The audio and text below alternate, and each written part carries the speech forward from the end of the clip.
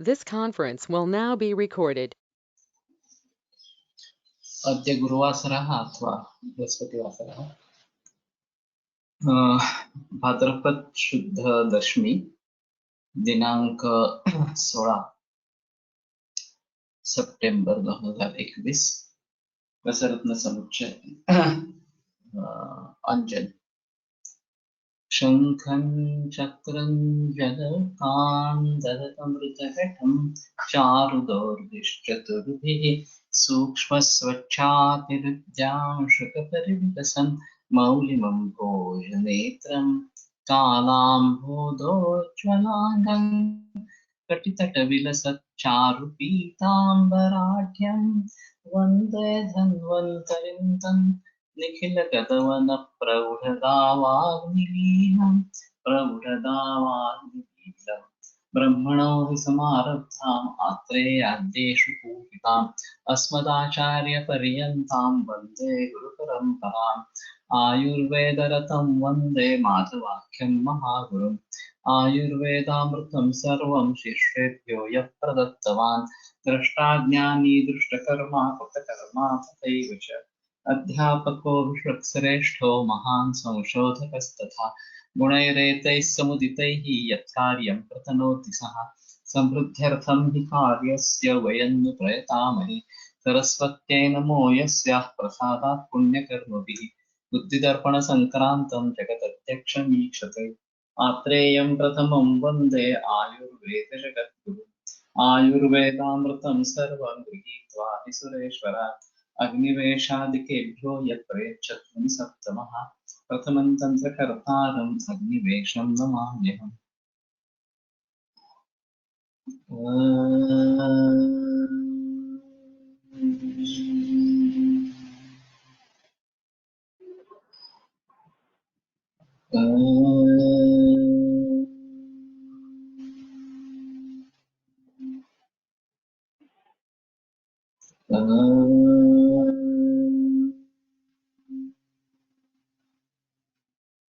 ओम शांति शांति शांति।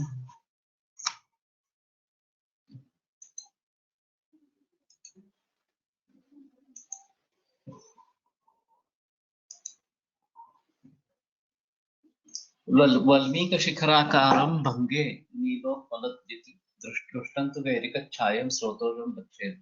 तो स्रोतोंजन जो है वो वल्मीक शिखराकार इस प्रकार का है और तोड़ने पर नील उत्पल इस प्रकार नील कमल जैसी ज्योति इस कांति से दिखती है। दृष्टं तो वैरिकच्छाय और घिसने पर गैरिक जैसा दिखता है, वो स्रोतोज अच्छा है इस प्रकार से समझ लेना है। गोशकृद्रस मूत्रेषु कृतक्षौद्र वसासुष भावितं भविष्यस्तच्च शीघ्रं बध्नाति सूतकम्।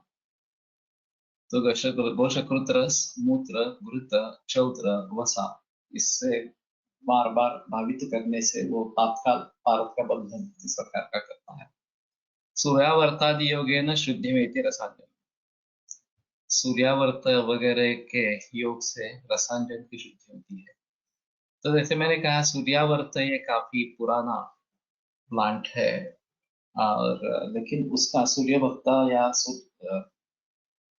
सूर्यावर्ता इस प्रकार के नाम है, लेकिन उसका तेल कहीं पे हमारे ग्रंथ में निर्दिष्ट नहीं है, जो भी अभी ये सनफ्लावर ऑयल के नाम से जाना जाता है।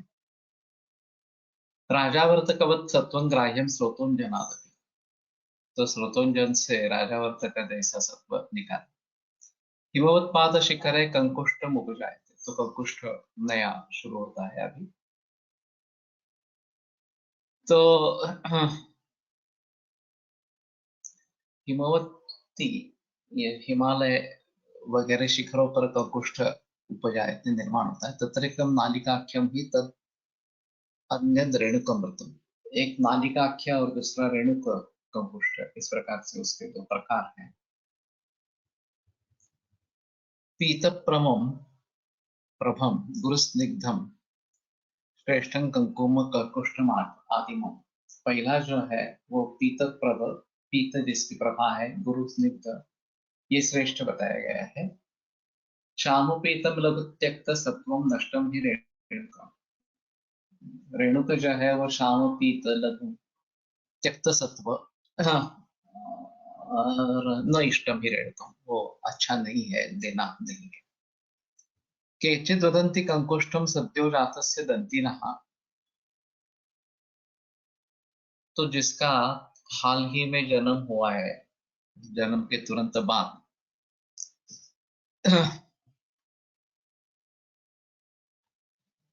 वर्धनश्च श्याम पीताभम रेचनम प्रतिगच्छति।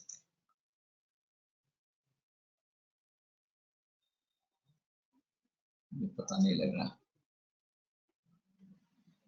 लेकिन दंतिनः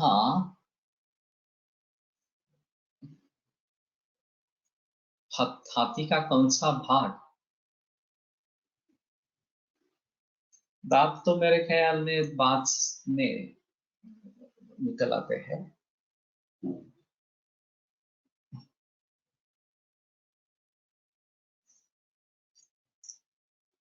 श्याम पीताभम वर्णश्च श्याम पीताभम रेचनम प्रतिगच्छते।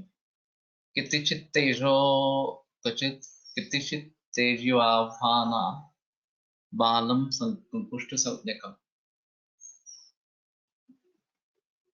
कतिचित् तेजीवाहाना वदन्ति श्वेतपीताभं तदतीव विरेचनम्।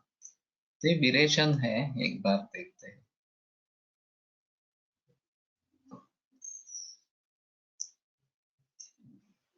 केषाञ्चिन् वदति कंकुष्टस्य स्वरूपलक्षणम् केचिदिति। वर्चः पुरीशं तेजीवाहानां तेजस्विनाम् अश्वानां सर्वे शान्तास्त्वदन्ता इति नियमात् अदन्त तेज शब्दादीन् प्रत्ययेन तेजो पदं सिद्धम्। बालम् उच्छलोम इत्यथ बालम् इत्यत्र नालम् इति पाठे नालं मेढ्रम्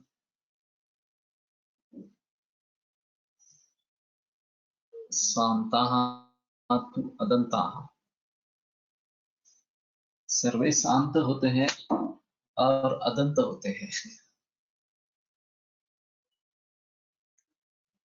तो तेजस्वी जो अश्व है उनका पुरीश, फिर भी शांता, पता नहीं चल रहा।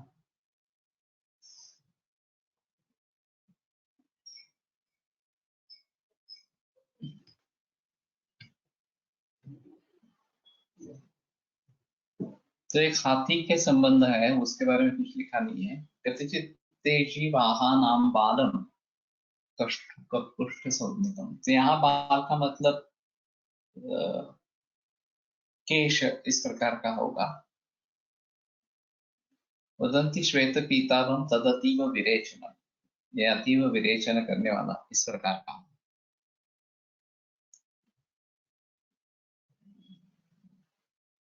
वर्चश्च दंतिना वर्चः, तो ये शायद हाथी की लीद श्याम पीताभम रेचनम परिगच्छते, और अश्व की भी लीद इस प्रकार की, या बाल।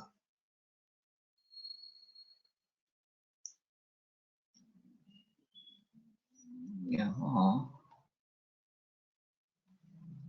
वर्चः पुरीशम, वो हाथी का ही है। अदंत तेज शब्दादीन प्रत्ययन तेजो पदम सिद्धम। तेजी है, तेजो है, तेजी वाहना।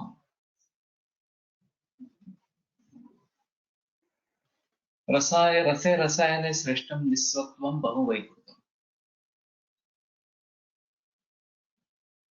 तो रेणुकाकुष्ठ जो है वो रस रसायन में श्रेष्ठ है। निस्सत्व जो है वो अनेक विकृतियां निर्माण करने वाला है।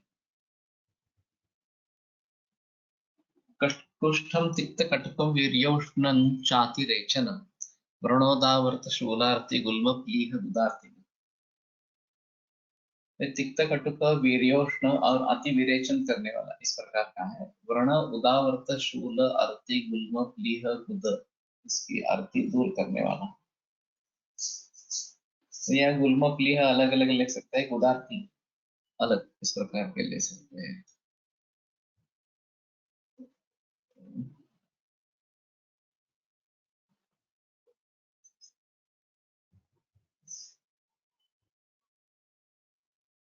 सूर्यावर्तक कदली बंध्या कोशातकी च सुरदाली शिगुश्च वज्रकंदो नीर कणा काकमाची च आसामेकरसेन तु लवण क्षाराम्ल भाविता बहुशः शुद्ध्यन्ति रसोपरसात् माता मुञ्चन्ति सत्त्वानि। तो सूर्यावर्तक कदली बंध्या या बंध्या होती, बंध्या करकोटकी कोशातकी च सुरदाली शिगुश्च वज्रकंदो नीरम कणा काकमाची च। नीर का मतलब तो पानी होता है, नीरम बालकम। ओके। पिप्पली और काकमाची आसाम एक रसे न तो लवण क्षाराम्ल भाविता बहुशः, इसमें से एक रस और लवण क्षाराम्ल भावित बार बार भावित शुद्ध रसोपरसा, तो रस उपरस इनकी शुद्धि होती है। माता मुंचन्ति सत्वानि, और मात होने पर सत्व छोड़ते हैं। कंकुष्ठम शुद्धि मायाति त्रिधा शुंठ्यंबु भावित, तो 3 बार शुंठ्यंबु आर्द्रक कह सकते हैं, पावना देने से कंकुष्ठ शुद्ध होता है। सत्वकर्षो से न प्रोक्तो यस्मात् सत्वमेयं वितर, सत्वाकर्षो न प्रोक्तो, उसका सत्व निकालना नहीं बताया गया है क्योंकि ये सत्वमय ही है। भजे देनम विरेकार्थम ग्राहिभिर यवो मात्रया, तो यव मात्रा में ग्राही औषधियों के साथ विरेक के लिए इसका प्रयोग करें। नाशयद आमपूर्तिंच विरेक्षम क्षणमात्रतः,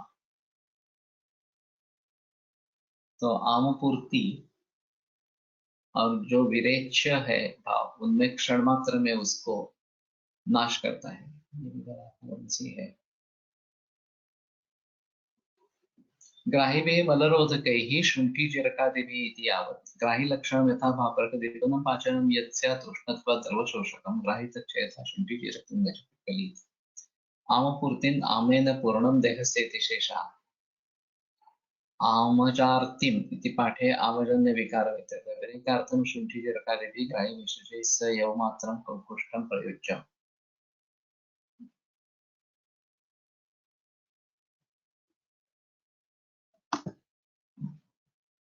ग्राही औषध के साथ विरेक ऐसा क्यों? वो शायद बहुत ही तीव्र विरेचक है और उसके एक्शन को कम करने के लिए ये ग्राही का पाठ बताया हुआ।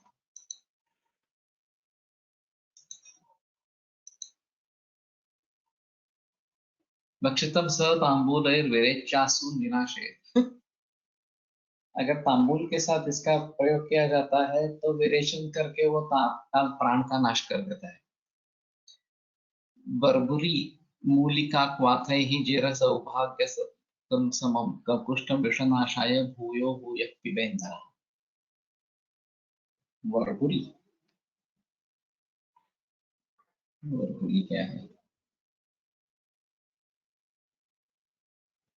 बर्बुरी बब्बोल बावला इति भाषा, बावई तुलसी इति ख्याता च वनतुलसी वा मूलिका क्षीरिका।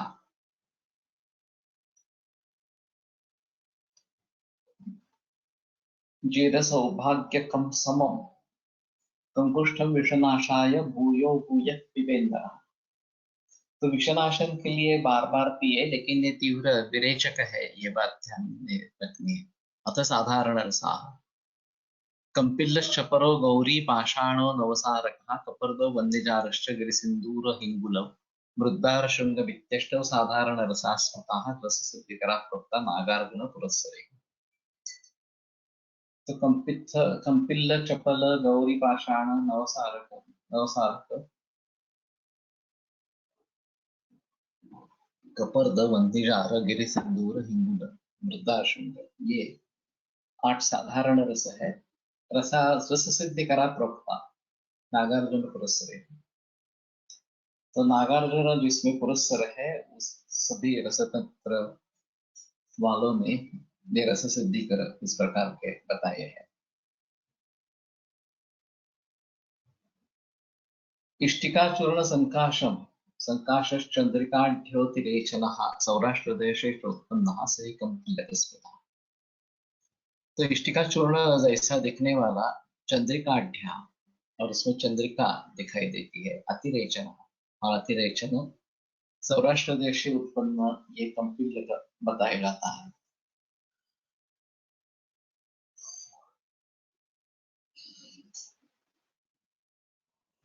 ये इसके वृक्ष होते हैं, उसके पर्ण पर ये कंपिलक होता है, या फल पर कंपिलक, और मेरे ख्याल में पर्णों पर नहीं, फलों पर नहीं शायद।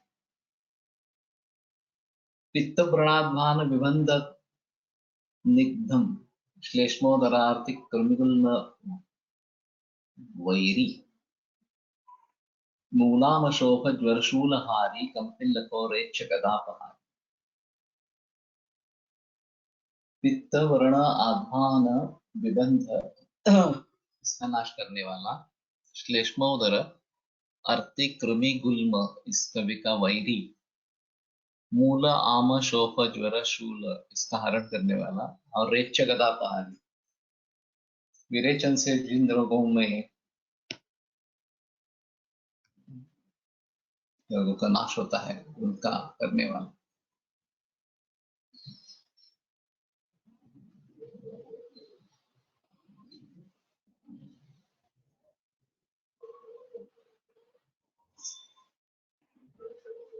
नवसार का निषादन इति भाषा नरसार इत्येव नाम सर्वत्र दृश्यते। कपर्द वराटिका वंदे जारस्वमाख्यात पश्चिम सागर संभूतः औषध विशेष गिरिसिंधुर रक्तवर्णः पार पावतीय रस विशेषः। हिंगुलः प्रसिद्धः पट्टार शृंग सीसक समुत्पन्नः पावतीय पावतीय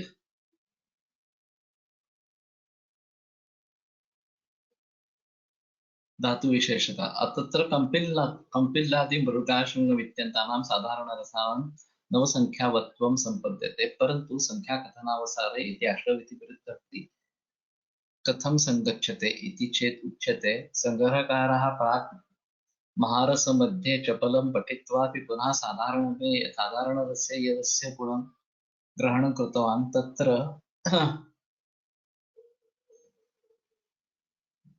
प्राचामत हेतु प्रदर्शनम एव हेतु।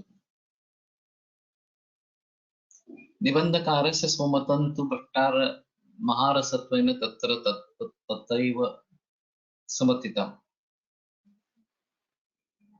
तो महारस में ही चपल का निर्देश होना चाहिए जो इसने इन्होंने किया है, और कुछ लोगों के अनुसार इसको साधारण रस में डालना है, इसलिए चूर्ण ऑफ कंपिलस stays good for many years. या और ये आरगवत कपिलावटी काफी फेमस है आयुर्वेद सेवा संघ नासिक की, और अच्छे रिजल्ट्स देती है, ऐसा है। तो ये 9 होते हैं, लेकिन चप्पल का निर्देश महारस में ही होना है इस ग्रंथ के अनुसार।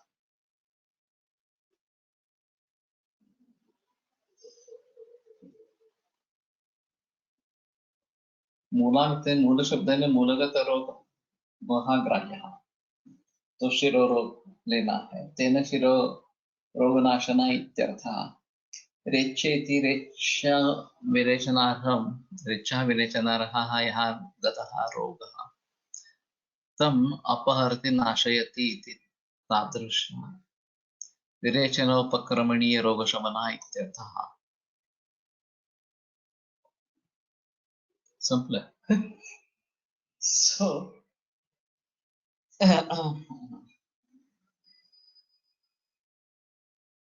इसमें इष्टिका चूर्ण की मिलावट होती है, और पानी में डालने से कंपिलक तैरता है, इष्टिका चूर्ण डूब जाता है, तो ये उसकी परीक्षा की जाती है। गौरी पाषाण कहा पीतो विकटो हतचूर्णकः स्फटिकाभो शंखाभः हरिद्राभस्त्रयस्कृताः पूर्व पूर्वो गुणैः श्रेष्ठः। तो पीत विकट हतचूर्णक स्फटिकाभ शंखाभ हरिद्राभ,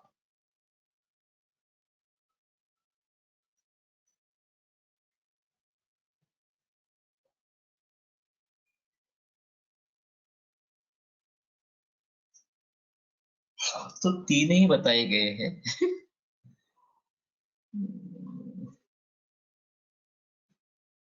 पीत विकट हतचूर्णता इति इमे त्रयः पर्यायाः।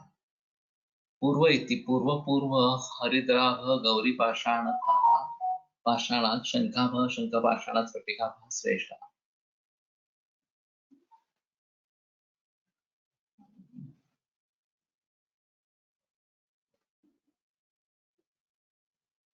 तो स्फटिकाभः शंखाभः और हरिद्राभ ये तीन है। हरिद्राभ से शंखाभः और शंखाभः से स्फटिकाभः। और पहले पीत विकट हत चूर्ण का ये सब पर्याय है। कारवल्ली फले क्षिपेत स्वेदेत हंडिका मध्ये शुद्धो भवति मूषकः। मूषक भी इसका पर्याय है। तो कारवल्ली फल में इसको डाल के हंडिका मध्ये स्वेदे, हंडिका में उसका स्वेदन करे, तो इससे ये मूषक यानी कि गौरीपाठ शुद्ध होता है। तालवत ग्राहयत सत्वम शुद्धम शुभ्रम प्रयोजे। तो तालवत उसका सत्व का ग्रहण करे, हर तालवत शुद्धम शुभ्रम प्रयोजे, शुद्ध शुभ्र इस प्रकार का सत्व प्रयोग में लाए। रसबंध कर स्निग्धो दोषज्ञो रसवीर्य। तो पारस बंधन करने वाला स्निग्ध दोषज्ञ और रसवीर्य निर्माण करने वाला। समाप्त हो गौरी पाषाण। वैसे जहरीला है गौरी पाषाण। अथ नवसारः करीर पीलुकाष्ठेषु पच्यमानेषु चोद्भवा क्षारोऽस नवसारस्य चुल्लिका लवणाभिधः। करीर पीलुकाष्ठेषु पच्यमानेषु, ये अगर जलते हैं तो इसमें जो क्षार निर्माण होता है वो नवसार है। उसको चुल्लिका लवण इस प्रकार से भी कहते हैं। इष्टिका दहने जातम पांडुरम लवणम लघु तदुक्तम नवसाराख्यम चुल्लिका लवणम च तत्। इष्टिका दहने जातम पांडुरम लवणम लघु, पांडुर लवण जो लघु निर्माण होता है तो नवसार उसको कहते हैं। और चुल्लिका लवण भी उसको कहते हैं। रसेंद्र जारणम लोह द्रावणम जाठराग्निकृत जठराग्निकृत गुल्मविलिहास्य शोषग्नम भुक्तम आमादिजारणम विलाख्यंच त्रिदोषग्नम चूलिका लवणम बतम। तो चूलिका लवण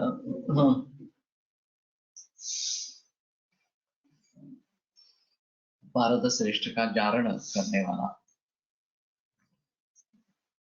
लोह द्रावण और डाठराग्निकृत गुल्मविलिह आस्य शोष इनका नाश करने वाला भुक्तम आमादि जारणम, आमादि का नाश करने वाला। दोषग्न है, त्रिदोषग्न कहेंगे, यहाँ त्रिदोषग्न कहेंगे। विड़ाख्यंच त्रिदोषग्नम चूलिका लवणम वर्तम। विड़ा विड़ भी कहते हैं चूलिका लवण। नवसागर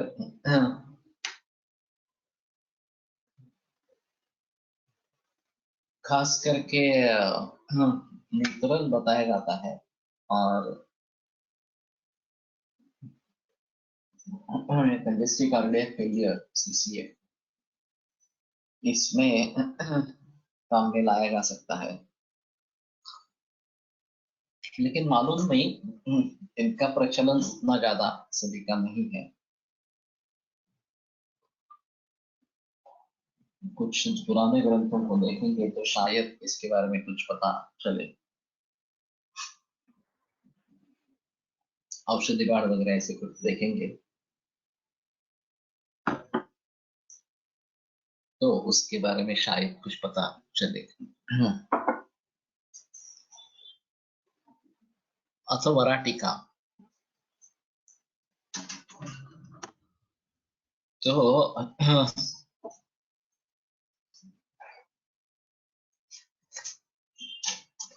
कौड़ी जिसको बोलते हैं, समुद्र में मिलने वाला है। पीताभा ग्रंथिका पृष्ठे दीर्घ वृत्ता वराटिका रसवैद्युर्बिंदुर्दिष्टा सा चराचर सौम्य। ये पीताभ ग्रंथिका पृष्ठे, अब जिससे गांठ होती है, इष्टिका दहन यानी मीणबत्ती का क्या वहां मिलता है क्या? ये पॉसिबल है कि मीणबत्ती जो है वो इष्टिका दहन और उसमें एक श्वेत वर्ण का मिलता है, तो शायद वही है। अभी ये जो इष्टिका दहन किया जाता है, मीणबत्ती जिसको कहते हैं, उससे काफी पोल्यूशन होता है, ऐसा मानना है। तो दहाड़ू के नजदीक वाड़ा, यहाँ पे इस्कॉन का एक इको विलेज है, वहां उन्होंने मिट्टी के ईंट बगैर भर्जन के बनाए हैं और उसी के द्वारा सभी निर्माण वहां पर किया है। और इसकी शुरुआत उत्तराखंड में बेकर ने की थी। ये एक ब्रिटिश आदमी था, उसने पूरा जीवन पर्यावरण के लिए समर्पित किया और उसने ये इस प्रकार से मिट्टिका से, मृत्तिका से ये इष्टिका बगैर भर्जन बनाना शुरू किया और वो काफी अच्छा इस प्रकार का है, प्रदूषण रोकने वाला चूर्ण। हाँ, तो यहाँ पे शायद, यहाँ मीण भट्टी होती है वहां पे शायद ये नवसागर मिलता है। तो पीतावा ग्रंथि का पृष्ठ है ये तो पता नहीं है, क्योंकि गांठ वैसे सभी में दिखाई देती है, इसलिए नहीं है। और वो चराचर संज्ञक उसका नाम है। सार्ध निष्कभरा श्रेष्ठा निष्कभारा च मध्यमा पादोन निष्कभारा च कनिष्ठा परिहित। तो ये वजन के ऊपर है कि 1.5 निष्क इतना अगर भार है तो शक्ति, निष्क इतना भार है तो मध्यम, और पादोन निष्क भार, ये चौथा हिस्सा कम, तो कनिष्ठ, इस प्रकार के बताए गए। परिणामित परिणामादि शुद्धि ग्रहणी क्षयनाशिनी कटुष्णा दीपनी वृष्या नेत्र्या वात कपापा रसेन्द्रजारणे प्रोक्ता द्रव्येषु शस्यते विद्रव्येषु। तो परिणामादि शूलग्नि कपर्दिका परिणाम शूल में खासकर में प्रयोग, खास करके प्रयोग में लाई जाती है। ग्रहणी क्षय नाशिनी, ग्रहणी और क्षय इनका नाश करने वाली। कटुष्णा दीपनी वृष्या नेत्र्या, तो ये नेत्य काफी इसमें आया है। तो वृक्ष वातक पाप प्रसेद जारणे प्रोक्ता विद्रव्येषु शस्यते विद्रव्येषु शस्यते विद्रव विडद्रव्येषु दसादीनां स्वर्णादिग्रास शक्ति संचलनार्थम औषध द्रव्येषु। विडद्रव्येषु, विद्रव्येषु नहीं है।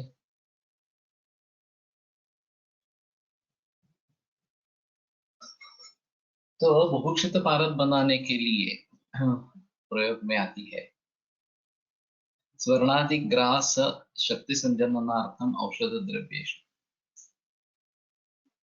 तन्निन्ने तो वराटा स्युर गुरवा श्लेष्म पित्तला, उसके अलग जो वराट है वो गुरु और अपवित्र करने वाले इस प्रकार के हैं।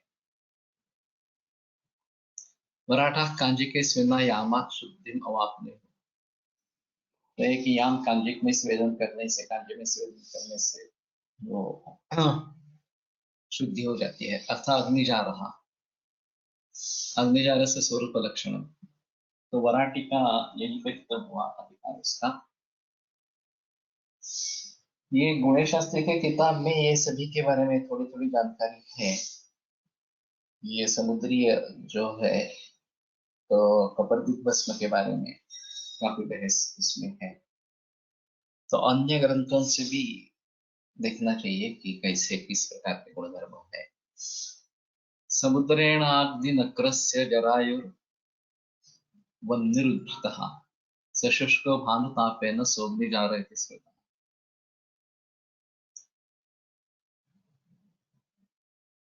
बहिरुज्जितः, जरायुर्बहिरुज्जितः। अग्निनक्रः न क्रामति दूरस्थलम् इति नक्रः जलजन्तुभेदः।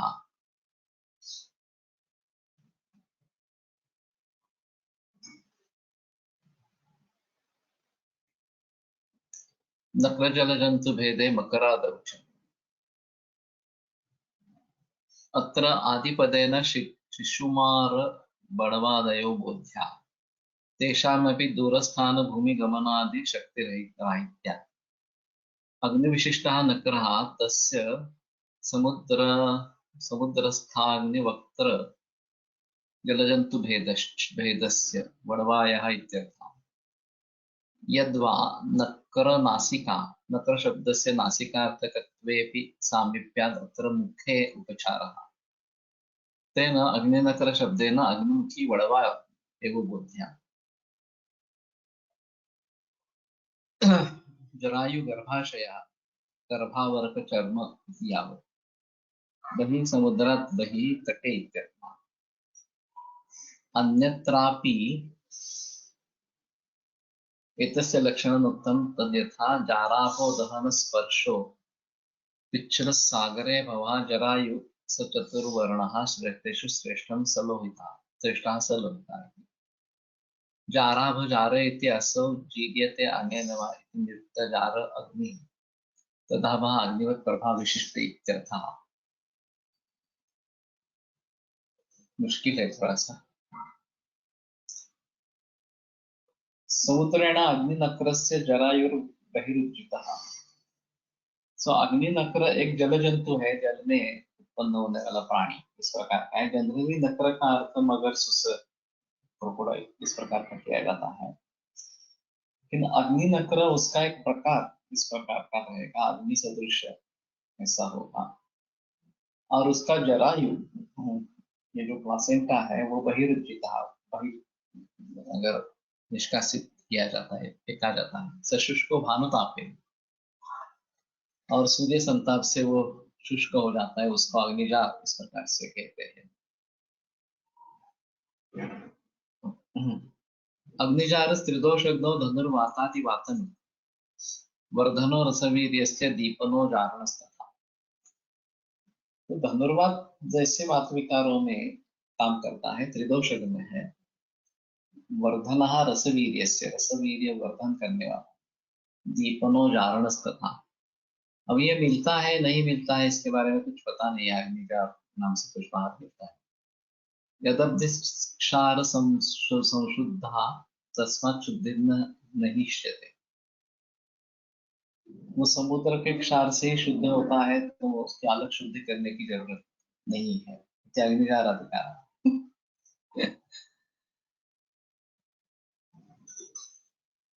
धनुर्वात धनुस्तंभ।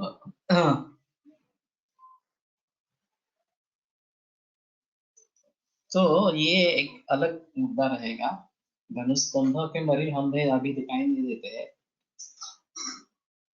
तो टिटैनस जिसको कहा जाता है, और उसके लिए अभी तो ये वैक्सीन उपलब्ध है, और ऐसी कोई नौबत आती है तो वैक्सीन ले लेते हैं। लेकिन बागेवाड़ीकर सर ने उनके अंबर, लेकिन अंबर काफी सुगंधी है, इसमें कहीं भी सुगंध का वर्णन नहीं है, तो ये थोड़ा मुश्किल लगता है मुझे। तो बागेवाड़ीकर सर ने उनके, मेरे ख्याल में अमृतानुभव माझी चिकित्सा किसी किताब में इस प्रकार की धनुर्वात की केस बताई थी। उसको आलू जो पर्ण वाला होता है, उसके जो कंद होते हैं उसका रस पिलाया था, उससे डिरेक्शन हुआ था और रोगी बच गया था, सुधर गया था, ऐसा कुछ बताया है। तो ये मालूम नहीं इस प्रकार से।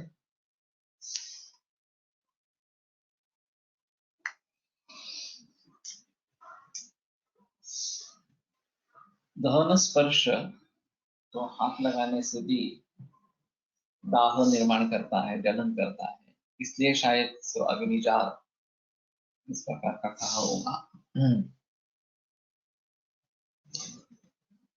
अग्निजार धनुस्तंभ अब्धे समुद्रस्य क्षारेण क्षारोदकेन सशुद्धा समुद्रवाद्वारा लवणमयत्वात्।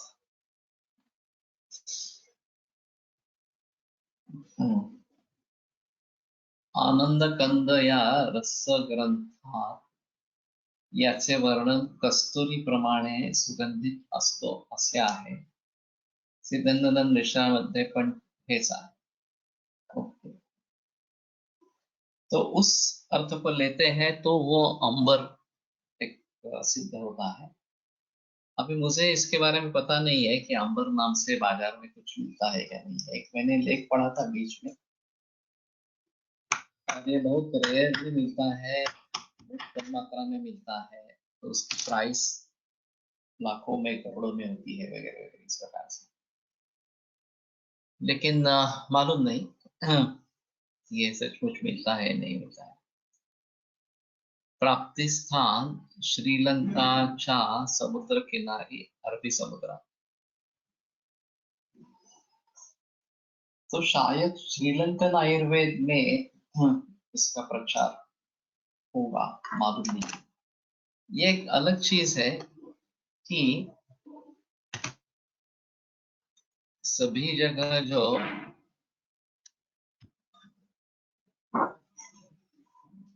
आयुर्वेद मूल रूप में क्या है,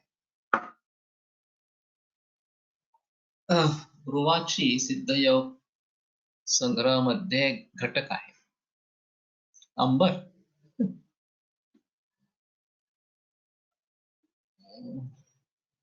तो ये तो कोई डालता नहीं होगा। अगर कंट्रोवर्शियल है, मिलता नहीं है, बहुत महंगा है, तो शायद कोई नहीं डालता होगा। ये एक अलग बात रहेगी। मैं इंग्लैंड में था और वहां मिडिलसेक्स यूनिवर्सिटी में आयुर्वेद का डिपार्टमेंट था, अभी मालूम नहीं क्या परिस्थिति। और वो बीएससी आयुर्वेद इस प्रकार का कोर्स चलाते थे। जहर मोहरा मठ इति सिद्धिनंदन मिश्र। जवाहर मोहरा ये यूनानी में ज्यादा प्रचलन नहीं है, पर के लिए अच्छा माना जाता है, सुवर्ण युक्त।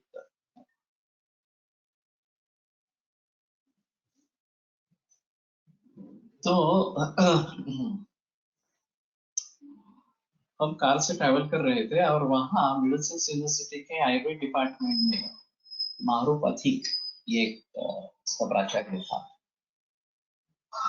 वो मुझसे भी बुजुर्ग है, उनकी उम्र करीबन 75 होगी अभी, और अच्छे है, विद्वान है, प्रैक्टिस भी अच्छी है। तो वो सभी श्रीलंका के हैं और उनका स्टाफ भी काफी श्रीलंकन है। तो मेरी बातचीत चल रही थी श्रीलंकन आयुर्वेद क्या है इस प्रकार से। तो मैंने कहा ये भूत प्रेत पिशाच वगैरह के बारे में अगर उन्माद होता है तो आप क्या चिकित्सा करते हैं। तो उसने तुरंत बता दिया कि हम भूत वैद्य के पास भेजते हैं। तो मैंने कहा कि अलग है क्या।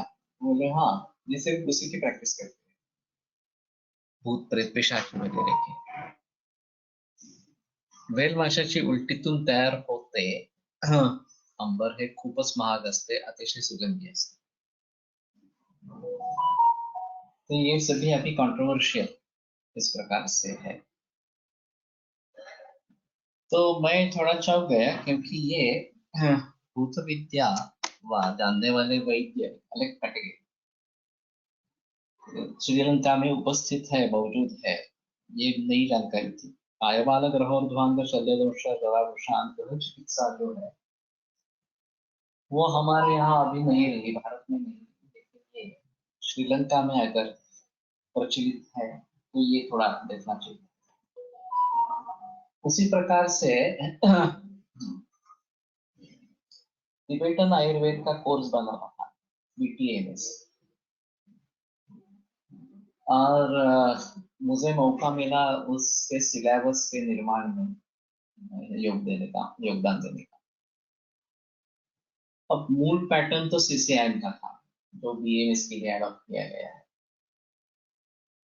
लेकिन उन्होंने कहा कि हमारे यहाँ मूत्र परीक्षा के लिए 200 गुण रखने चाहिए और नाड़ी परीक्षा के लिए भी 200 गुण रखने चाहिए।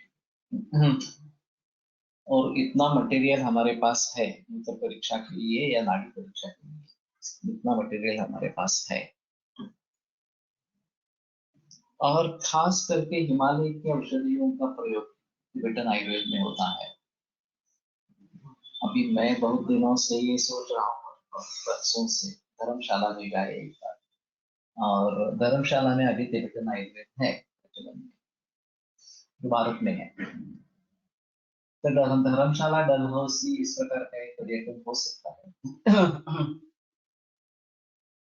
मैं बहुत वर्षों से सोच रहा हूँ कि एक बार वहां पे जाए। 92 में हमने केरल का दौरा किया था, हम 13 वैद्य थे, हम दोनों ये छुट्टी थी उस समय में, और त्रिलोक रसिक पावसकर और कुछ मेरे ख्याल में विवेक साने भी था। तो हमने 15 दिन का पर्यटन किया था, और मेनली आयुर्वेद, केरल वाला आयुर्वेद समझने के लिए किया था। तो उसी प्रकार से धर्मशाला के बारे में भी थोड़ा सोचना पड़ेगा तिब्बतन आयुर्वेद के बारे में। और मैंने भूटान में सुना था, लेकिन मुझे कोई मिला नहीं व्यक्ति कि उनका एक अलग आयुर्वेद है भूटान में। अभी वहां भी एलोपैथी का ही प्रचलन ज्यादा है, और पारंपरिक आहार को छोड़कर ये सब मॉडर्न डाइट करना है। तो वहाँ स्वास्थ्य रहेगा नहीं रहेगा मालूम नहीं, वैसे ही वो काफी ऊंचाई पर देश है। और निसर्ग तो अच्छा है, उसमें कोई संदेह नहीं है। लेकिन आयुर्वेद हमें सीखना है तो एक ब्रॉड पर्सपेक्टिव से सीखना पड़ेगा। पुराने जमाने में भारत का विस्तार काफी बड़ा था, और वहां सभी पर आयुर्वेद का प्रचलन था। ये एक बात थोड़ा थोड़ा उसमें अलग स्वरूप रहेगा। अभी जावा, सुमात्रा वगैरह यहाँ क्या परिस्थिति है मुझे मालूम नहीं है, और वो एक अच्छी बात हो सकती है, वहां से भी कुछ रेफरेंसेस मिले। श्री राम का एक अच्छा बहुत बड़ा मंदिर जावा सुमात्रा में है, ऐसा मैंने सुना है। तो ये भारतीय संस्कृति काफी दूर तक फैली थी, ये एक आम मुद्दा रहेगा। समुद्र में होने वाली अग्नि नामक मछली, जिसे अंग्रेजी में व्हेल कहते हैं, का सड़ा हुआ आंत्र भाग है। गीला एवं तुरंत प्राप्त किया अंबर बड़ा ही दुर्गंध युक्त होता है, किंतु सूखने पर सुगंध में परिणत हो जाता है। जब यह अग्नि नमक मछली समुद्री एक घास विशेष को खा लेती है, जिससे उसकी आंतों में गतिरोध एवं विबंध उत्पन्न हो कर उसके अंतर में सड़ जाता है। कालांतर से इससे मछली मर जाती है, और इससे अंबर प्राप्त करते हैं Siddhinandan Mishra. Detail information about easyayurveda.com। ये मालूम नहीं easyayurveda.com क्या है वेबसाइट। इसमें और भी कुछ मुद्दे हैं क्या? तो ठीक है, इस जानकारी को ध्यान में रखते हुए आगे बढ़ेंगे तो जाता है। It is one of the best site in Ayurveda. ये पहली बार ही पता चला इसी आयुर्वेद करके वेबसाइट है इसका। तो मैं सोच रहा था कि आयुर्वेद का सच्चा अध्ययन होने के लिए केवल चरक सुश्रुत वाग्भट को पढ़ना उचित नहीं है। जैसे लंकन आयुर्वेद, तिबेटन आयुर्वेद, भूटान का आयुर्वेद या दूसरे कई जावा सुमात्रा वगैरह यहाँ के कुछ आयुर्वेद के अवशेष है, तो उन सभी के बारे में सोचना है और इतिहास को अच्छे ढंग से पुनः एक बार लिखना है आयुर्वेद के इतिहास को। वैसे आयुर्वेद का वैज्ञानिक इतिहास ये प्रियव्रत शर्मा की किताब अच्छी है। बाकी जो एक आयुर्वेद का बृहद इतिहास अत्रिदेव विज्ञान का उनकी जो किताब है हिंदी में, और वडोदकर के मराठी में है, ये मुझे फर्स्ट ईयर में जब था या विषय था तब मुझे इसके बारे में ज्यादा पता नहीं चला और उसका महत्व भी ध्यान में नहीं आया। लेकिन इतिहास से हम सबक सीखते हैं। तो कालेरा से अंबर मिळते, काही औषधींवर अंबरयुक्त असे लिहिलेले असते असे बघितलेचे वाटते। कालेरा का मिलता है तो क्या मिलता है एक बार देखेंगे शायद अंबर के बारे में। लेकिन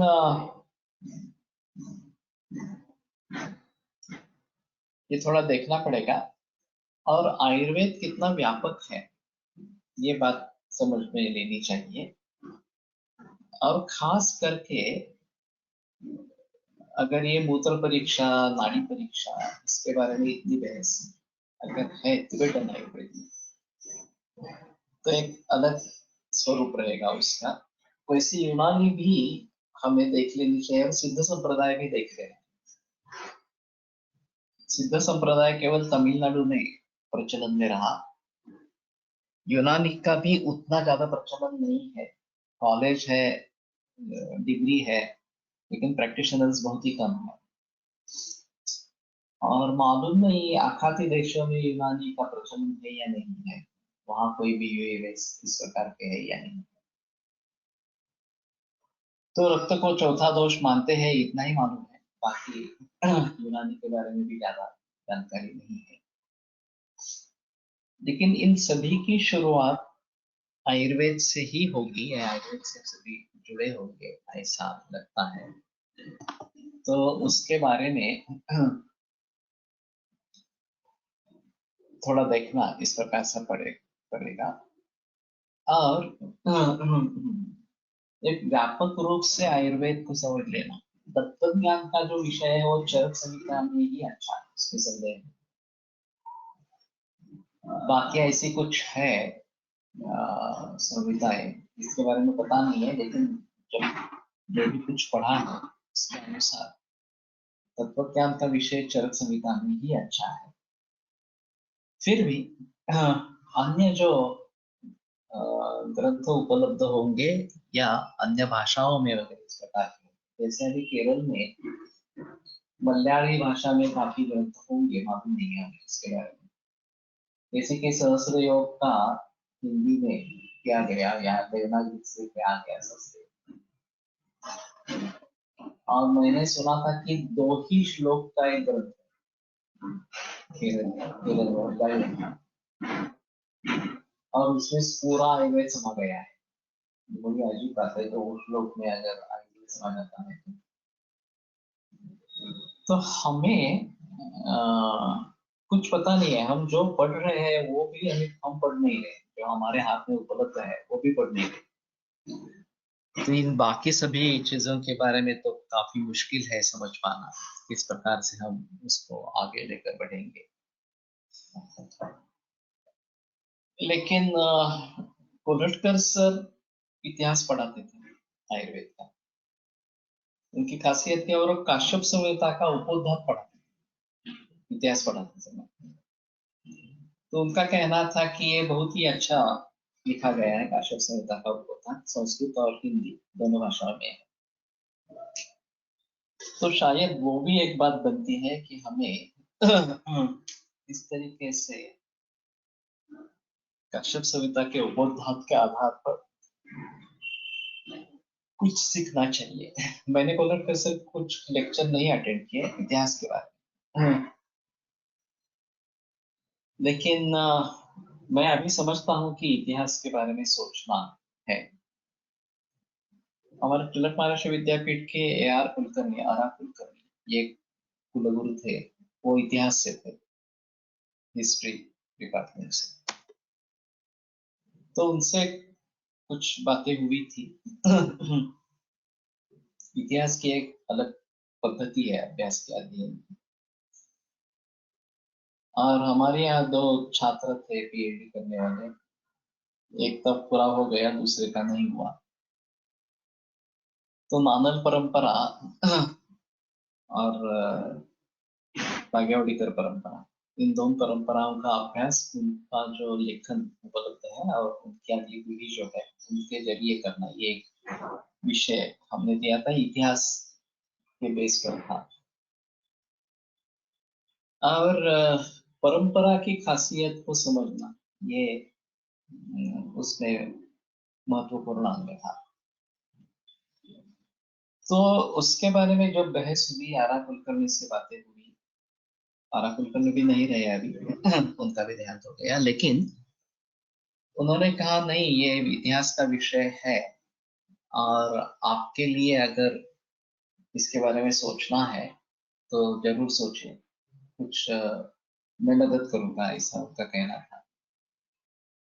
तो खास करके जो वैद्य अभी जीवित नहीं है, उनकी परंपरा ज्यादा नहीं है, उनके बारे में अगर मौखिक रूप से अगर ज्ञान कुछ मिलता है तो एक अलग बात रहेगी।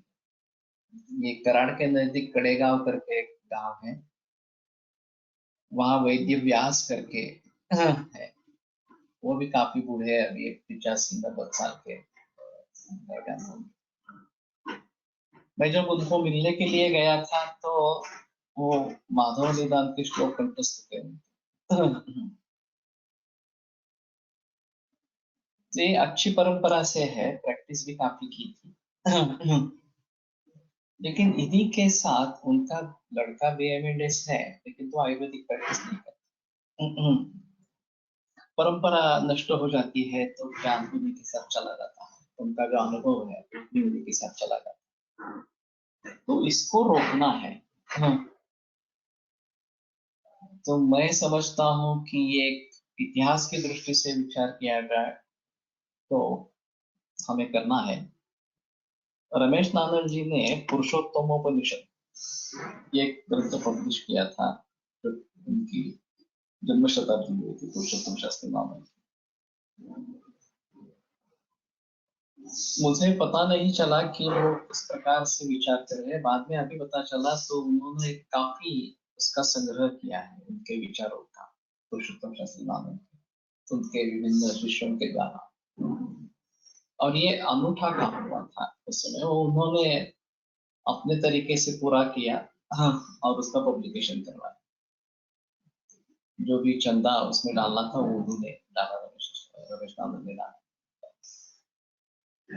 लेकिन ऐतिहासिक दृष्टि से जब किसी व्यक्ति की जन्म शताब्दी मनाई जा रही है, अभी ये मामा गोखले की जन्म शताब्दी हुई थी, इसमें यहो जोशी सर ने पुरस्कार लिया था, और आयुर्वेद भास्कर ये किताब पब्लिश की थी, उनमें भी इसी प्रकार मामा गोखले के जो विचार है वो डाले गए हैं। तो मैं समझता हूँ कि इस प्रकार से अगर होता रहता है तो ज्यादा अच्छा है। गंगाधर शास्त्री गुणे की खुद की बहुत सारी किताबें हैं, बागेवाड़ी के सर की काफी किताबें इस प्रकार के हैं, वेणुमाधव शास्त्री जोशी की थोड़ी है, लेकिन उनका इसका योगदान बहुत बड़ा है, आयुर्वेदिक शब्दकोश का योगदान बहुत बड़ा है। तो इन सभी के बारे में हमें जानकारी तो होनी चाहिए, और उनका भलीभांति प्रयोग, उपयोग हम कर सके, ये ज्यादा बेहतर इस प्रकार का रहेगा। तो मैं समझता हूँ कि इसके बारे में थोड़ी बहस हो जाए तो ज्यादा सिंदूर है बीच में। ठीक है, कल आगे बढ़ेंगे। आयुर्वेद प्रकांडो निगदित इह हि शल्यतंत्र प्रधानः शिष्येभ्यः शाश्वतोऽयं निखिलजनकृपा व्याप्तचित्तेन येन आयुर्वेदस्य वाञ्छन् पुनरपि भुवने काङ्क्षि सुष्ठु प्रतिष्ठां श्रेष्ठं धन्वन्तरिं तं प्रणमति च सदा वैद्यवर्गो हि नूनम् वैद्यवर्गो हि नूनम्।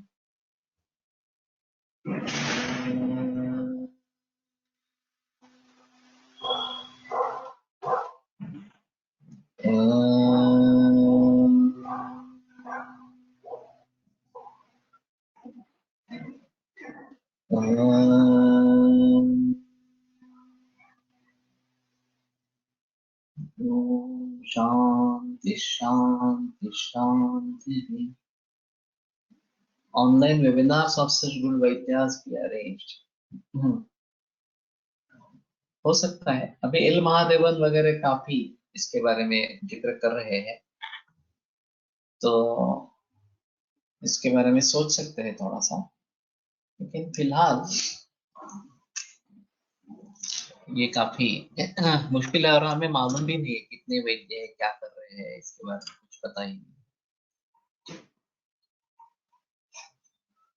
विरम्यते व्याख्यान करा।